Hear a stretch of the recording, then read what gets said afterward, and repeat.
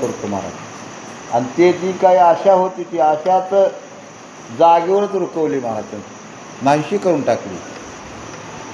आणि निर्ममत्व म्हणजे आशाविरहित तो भगवंताचं ईश्वर भजन करू लागलेला आहे. असा तिसरा जन्म त्याला भेटल्यानंतर अशी अवस्था त्याची निर्माण झालेली आहे.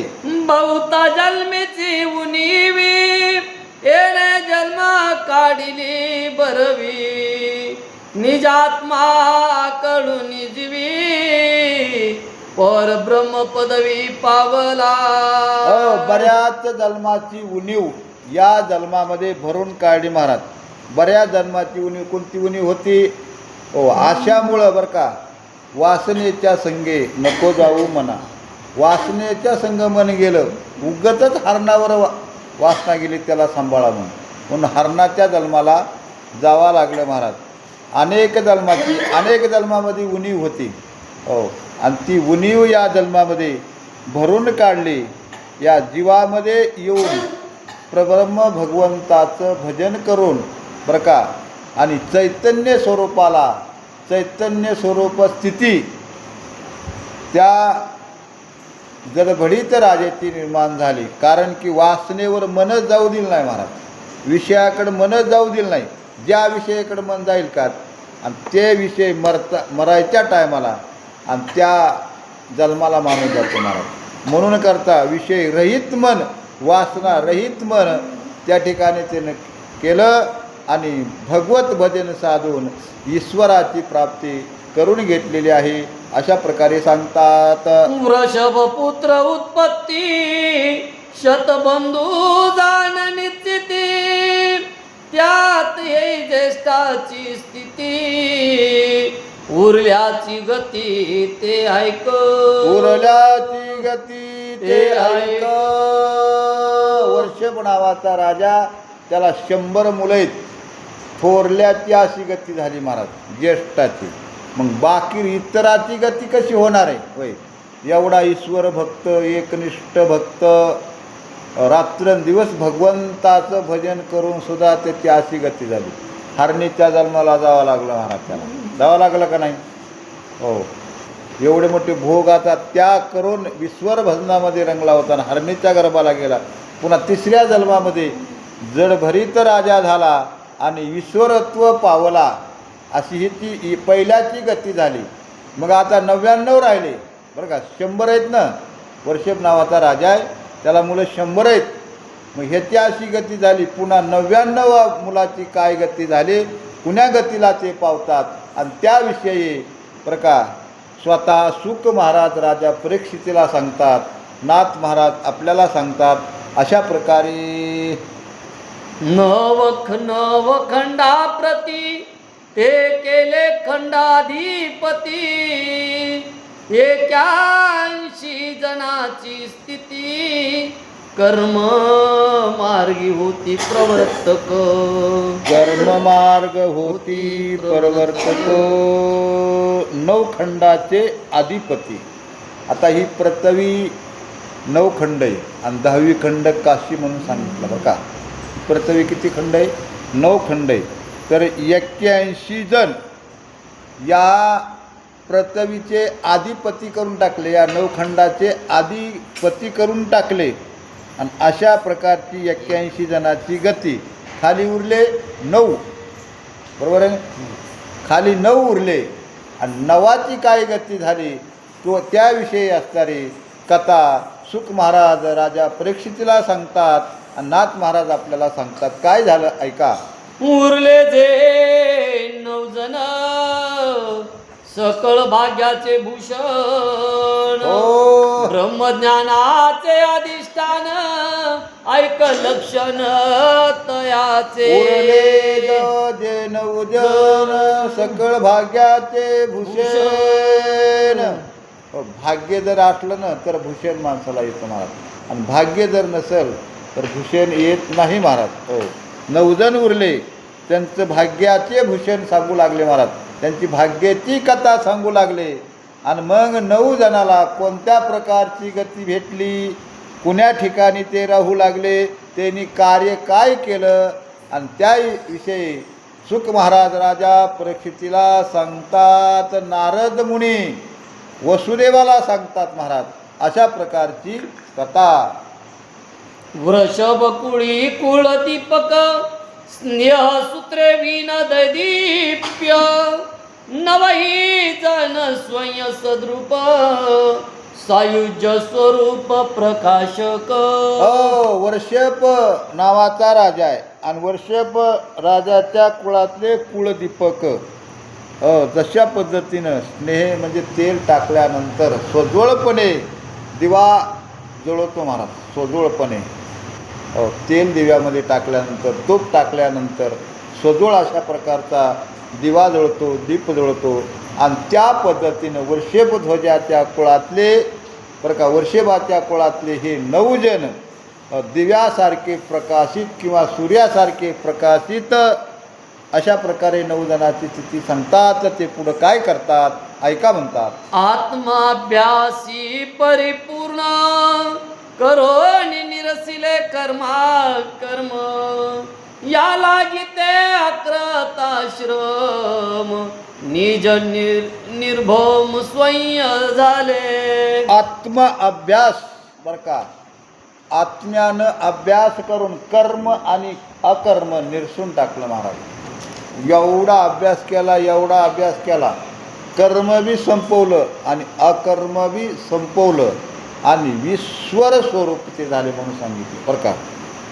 एवढं त्यांनी आत्माचा अभ्यास केला, कर्म आणि अकर्म दोन्हीलाही संपवून टाकलं आणि त्यांची अवस्था चैतन्य स्वरूप, ईश्वर स्वरूप झालेली आहे. अशा प्रकारचे 9 जण पुढं काय करतात, शब्दबोधे सदोदित ब्रह्मज्ञान पारंगत शिष्य प्रबोधी समर्थ परमात्याद्भूत अति दक्ष.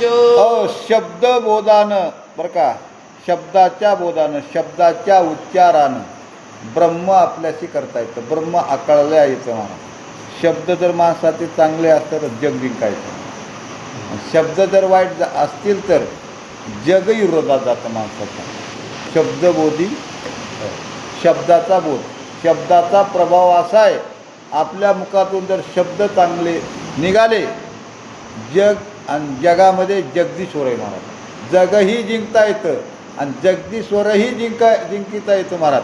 म्हणून करतात त्यांच्या मुखातले जे काही शब्द होते का महाराज, जगदीश्वर जिंकण्याचं सामर्थ्य त्यांच्यामध्ये होतं आणि त्या शब्दावर विश्वर जिंकला महाराज. ते ईश्वर जिंकला, विश्व तर जिंकलं बरं का. विश्वातलं विश्व जिंका येतं आणि ईश्वरसुद्धा जिंकायला. माणसं जर आपल्याशी केले का महाराज, आणि त्या माणसातला ईश्वरही आपल्यासारखा होतो महाराज. आणि माणसं जर आपल्यापासून दूर गेले का, त्यांच्यातला ईश्वरही दूर जातो. म्हणून करता अशा प्रकारची शब्दबोधी भक्ती त्यांनी केली आणि ईश्वरही आपल्याशी केलं आणि ईश्वरही केला. अशा प्रकारे सांगतात, ते ब्रह्मविद्येचे चालते डिंब त्यांचे अवयव ते ब्रह्मकोंब ते विद्येचे पूर्णबिंब स्वयंभ परब्रह्म. ब्रह्मविद्येचे बरं का, स्वतः ब्रह्मविद्येचे कोंब आहेत महाराज. ते ब्रह्मविद्येचे कोंब आहेत. ते ब्रह्मविद्येचे चालते कोंब बिंब त्यांचे अवयव ते ब्रह्मकोंब ते विद्येचे पूर्णबिंब स्वयंभ प्रब्रह्म. ते ब्रह्मविद्येचे चालते डिंब त्यांचे अवयव ते ब्रह्मकोंब ते विद्येचे पूर्णबिंब स्वयंभ प्रब्रह्म. ते ब्रह्मविद्येचे स्वतः बिंब आहेत महाराज. बिंब म्हणजे सूर्यासारखे तेजस्वी बरं का. आणि विद्येचे कोंब म्हणून सांगितले. विद्या त्यांच्यापासून प्रकाशित झाली बरं का. विद्येचे कोंब म्हणजे विद्या त्यांच्यापासून प्रकाशित झाली असं स्वयंप्रकाशित स्वसामर्थित अशा प्रकारचे ते 9 जण आणि 9 जणाचे असे सूर्यासारखे तेजस्वी विद्वान ज्ञानवान पंडित अशा प्रकारे ते आहेत म्हणून सांगतात. 10 दिशा कोणी दोरा 10 दिशा एकुची दोरा भरोनी पांघरुणी मुनीश्वरा बावारा वळुनी कडदोरा बांधिला पुरा ग्रंथरूपी. असं त्यांचं सामर्थ्य महाराज 10 दिशाचं बरं का 10 दिशेचं एकच पांघरून त्यांनी केलं आणि वायूचा दोरा केला आणि त्याच्यामध्ये विश्वर ग्रंथरूपी बांधला महाराज. 10 दिशाला पांघरून टाकलं आणि 10 दिशा एकत्र केल्या आणि वायूचा पुन्हा कडदोरा केला म्हणून सांगितलं बरं का. आणि विश्वरूपी ग्रंथ एका ठिकाणी त्यांनी बांधून टाकला असं सामर्थ्य त्या 9 जणांमध्ये आहे अशा प्रकारे सांगतात. आकाशाच्या ठाई अंबरत्वे केले ती ते चिदंबर पायी एकची नवाही पांघरून. आकाशाच्या टाई बरं का चिदंबर केलं म्हणून सांगितलं. चिदंबर आकाश एकत्र केलं आणि आकाशाचं पांघरून स्वतः घेतलं आणि चिदंबर आकाशरूपी जो काय भगवंत आहे त्या भगवंताला आकर्षित करून घेतलं. त्या भगवंताला आपल्याशी करून घेतलं महाराज. पंचमहाभूते पृथ्वीमध्ये बी ईश्वर आहे महाराज, आपमध्ये पाण्यामध्ये बी ईश्वर आहे, तेजामध्ये ईश्वर आहे, वायूमध्ये ईश्वर आहे आणि आकाशामध्ये सुद्धा ईश्वर आहे आणि त्या आकाशातलं ईश्वरत्व आपल्याशी करून घेतलं अशा प्रकारे सांगतात.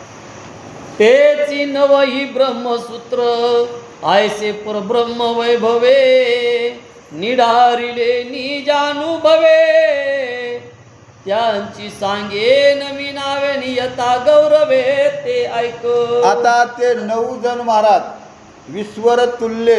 विश्वतुल्य त्यांच्यामध्ये ईश्वरत्व त्यांनी निर्माण करून घेतलं. आता ते 9 जणाचे कर्माक्रमानं मी तुम्हाला नावं सांगतो असं कोण म्हणतं? शुक महाराज राजा परीक्षितीला म्हणतात आणि नारद ऋषी वसुदेवाला म्हणतात आणि नाथ महाराज आपल्याला सांगतात. 9 जणाचे नावं काय आहेत अशा प्रकारे उल्लेख करून सांगतात. ज्याचे नाम ऐकता कापत काळ पळे मागुता वा. संसार नुपाजीच माता नामस्मृता जयाचे. असे नाव त्यांचे महाराज प्रज्वलित शक्तिशाली. त्यांचं नाव ऐकल्यानंतर काळही उभा राहत नाही, काळ चळचळा कापतो महाराज. असं सामर्थ्य त्यांच्या नावामध्ये आणि संसार तर जवळ येतच नाही, संसार पळून जातो असं सामर्थ्य त्यांच्या नावामध्ये आहे. संसारमध्ये पुन्हा जन्मायचं पुन्हा मरायचं, जन्म मरणसुद्धा त्या ठिकाणी जवळ येत नाही असं त्या 9 जणांचं सामर्थ्य अशी त्यांची शक्ती आहे. आणि त्यांचे नावं नाथ महाराज म्हणतात मी सांगतो किंवा शुक महाराज परीक्षितीला म्हणतात मी सांगतो. कवी हरी अंतरिक्ष प्रबुद्ध पिपलायन देक आविर्होत्र द्रुमिला सुंटक चमस निर्दोष करभंजन. चमस करभंजन कवी हरी पिंपलायन बरं का. कवी नारायण, हरिनारायण, पिंपलायन, करभंजन असे 9 नारायण. ह्या 9 नारायणांनी या कलियुगामध्ये नवनाथ या रूपानं अवतार घेतलेला ना. हे 9 नारायण आहेत. 9 हे नाथ आहेत कलियुगामध्ये. आता आपण ऐकलं ना नवनाथाची कथा. ह्या 9 हे काय ईश्वर आहेत. हे 9 नारायण आहेत. यांनी कलियुगाच्या सुरुवातीला अवतार घेतला आणि नाथपंथ म्हणजे आपला वारकरी संप्रदाय नाथपंथ यांनी वाढवलेला आहे. गहिनी प्रसादी निवृत्ती दातार ज्ञानदेवासार शोधविले, किंवा आदिनाथ गुरु सकळ सिद्धांचा मचिंद्र तयाचा मुख्य शिष्य मचिंद्रानी बोध गोरक्षाशी केला गोरक्ष वळला गहिनी प्रती गहिनी प्रसादे निवृत्ती दातार ज्ञानदेवासार शोधविले. आणि अशा प्रकारे हे 9 नारायण आहेत महाराज. हरिनारायण, चमत्नारायण, पिपलायन, करभंजन, अशा प्रकारचे जे काही 9 नारायण आहेत. आणि त्यांचे नाव बरं का, काळाला बी थंडीताप सुटते आणि बरं का संसारसुद्धा बाजू शकत नाही असं सामर्थ्य यांच्या नावामध्ये आहे. हो, आणि यांचे नाव नाथ महाराज सांगू लागलेली आहेत. यवमन वही नावे जाण त्यांचे करिताची नाम स्मरण सकळ पाप निर्दळन हे महिमान पूर्णतयाचे हे महिमान पूर्णतयाचे होय. नाम घेता सज्जनाचे पुण्यवंत व्हावे होय. यांचं असं सामर्थ्य यांच्या नावामध्ये. यांचं नाव घेतल्यानंतर अनेक पापाचा नाश होतो आणि पुण्याचा साठा होतो असं यांच्या नामामध्ये सामर्थ्य आहे. नारायण नारायण म्हणलं किंवा यांचं जर नाव घेतलं तर पाप एकही राहत नाही महाराज. असं सामर्थ्य यांच्यामध्ये आहे. ते वेगळे दिसती नवांक परी भगवत रूपेची अवघे एक संता संत जन अनेक आपणा सगट देख एकत्वे पाहती. हे दिसायला वेगळे दिसतात, बघायला गेलं तर ते वेगळे दिसतात, पण ते ईश्वर स्वरूप आहेत महाराज. ईश्वर विभूती आहेत. दिसायला वेगळे वेगळे दिसतात. आपण सगळे दिसायला वेगळे वेगळे दिसतो महाराज बरं का. पण आपल्यामध्ये जे काही ईश्वर आहे का, ईश्वर विभूती आहे का, ती एकच आहे महाराज. जीव आत्मा किंवा परमात्मा. आपण वेगळे वेगळे, प्रत्येकजण वेगळे वेगळे दिसतो का नाही. आपण या ठिकाणी बसलेलो किती आता 7 आणि 2 9 आपण बी इथं 9 जणच आहे. जास्त आहे. तुम्ही 7 आम्ही 2 9. आता आपण इथं 9 जण आहेत महाराज. 9 जण हे वेगळे वेगळे दिसतात. वरून बघितल्यानंतर एकही एक सारखा दिसत नाही. पण त्यांच्यातला जो काय अंतर, आपल्यातला जो काय अंतरात्मा जो आहे का, तो एकच आहे महाराज. आणि तशा पद्धतीने दिसायला ते वेगळे वेगळे दिसतात, पण त्यांच्यामध्ये जे काय विचार किंवा ईश्वर हे एकच आहे अशा प्रकारे सांगतात. त्यांसी तवासन